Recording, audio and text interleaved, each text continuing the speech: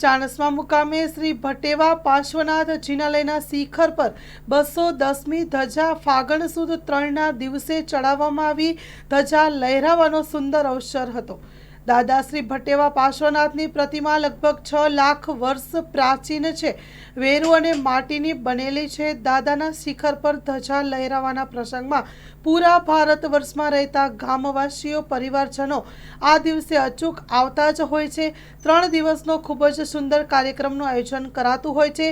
3 દિવસમાં ખૂબ જ સુંદર કાર્યક્રમનું આયોજન કરેલ છે। ત્યારે ગ્રામવાસીઓ સર્વેએ ખૂબ જ ઉલ્લાસ અને ઉમંગથી આ પ્રસંગમાં પધારી લાભાર્થીઓએ પરિવારજનોના ઉમંગમાં વધારો કર્યો છે। આ પ્રસંગમાં ખાસ યુવા વર્ગ ખૂબ જ મોટી સંખ્યામાં આવીને ભટેવા દાદા પ્રત્યેની પોતાની લાગણીઓ દર્શાવે છે। Story report by Piyush Patni. જય શ્રી ભટેવા પાર્શ્વનાથાય નમઃ।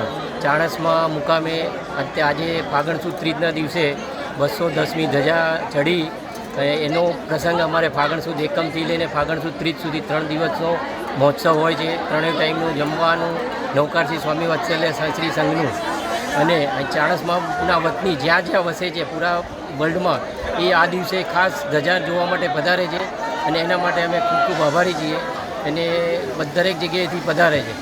આપનું નામ શું છે? મારું ઉદય હજારીમલ શાહ।